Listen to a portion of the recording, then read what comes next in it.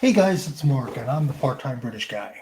Okay, I got another 10 for you. This time it's involving the movie Thunderball, the James Bond 1965 movie Thunderball, which featured the RAF Vulcan bomber. So it's 10 mistakes regarding the Vulcan. Now, I grant you that it was 1965 when the video was made, when the film was made, and literally the Vulcan at the time was a top secret RAF bomber. They were not allowed on the inside, so there were a lot of things they didn't know. But these are still 10 mistakes that were made.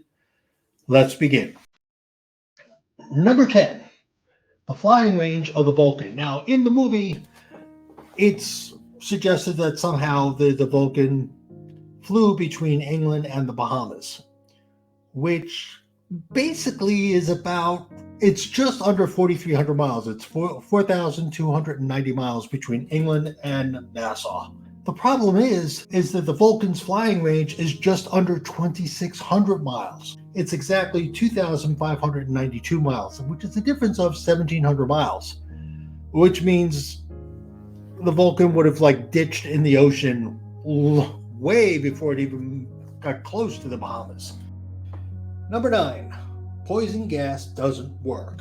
In the scene, the Spectre agent gasses the crew. We know all this and stuff like that. But the problem is, and as you can see from this film footage, I've got one of the demand oxygen regulators. Each member of the crew had one. There was no master regulator system that you could poison the entire crew.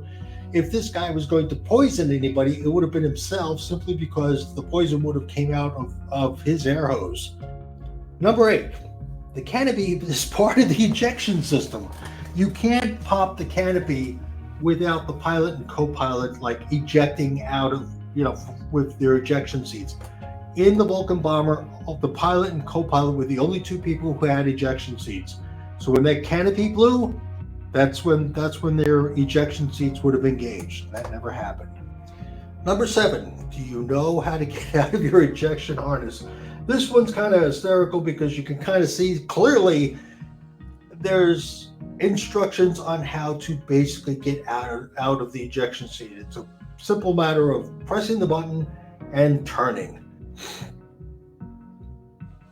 Number 6, I hope that white box is waterproof. Yeah, the interesting thing here is they're looking for a control mechanism or something, but they're underwater. They're in seawater.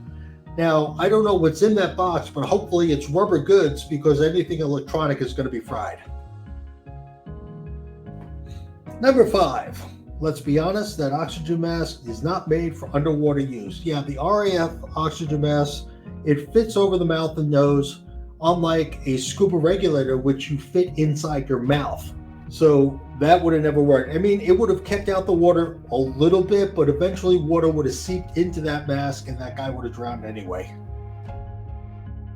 Number 4, you would never look this good after being dead for 2 days. Let's be realistic. 1, your body would be bloated. Yeah, there's a camouflage covering over the bomber so the big predators can't get in. However, the little tiny predators are going to have a field day with every open bit of skin and flesh there is. So yeah, Bond's going to be looking at quite a nasty, gruesome looking sight when he gets into that cockpit area. Number 3, excuse me, but what happened to the wings of the Vulcan? Yeah, this was obviously done simply because they needed to have this shot of the submarine moving away from the Vulcan. But in order to do that, they had to cut off the wings. So there were no wings in this particular scene.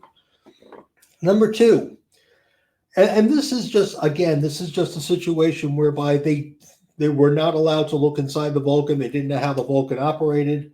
But you can't enter the cockpit via the bomb bay doors. There's no hatch. There's no opening. There are bulkheads literally between the bomb bay door and the cockpit area. There's no open area to get from the bomb bays to the cockpit. It just doesn't happen. Okay, and my number 1 is make up your mind. Do you want the ejection seat harness on or not? It's a common mistake. Every once in a while, people don't realize that they've got a scene. In this one particular scene, he's putting the ejection seat harness on, and then the next scene, because it's white, the next scene you can see it's clearly not there, and then it's back. So it's kind of funny because it's like, do you want it on or don't you want it on? So that's it. That's my top 10. I hope you did like this video. I just found it kind of humorous. Granted, like I said before, they weren't allowed inside the Vulcan. 1965. This was a very top secret bomber for its time. But if they were, they would have realized they were like certain little mistakes that they would have naturally made.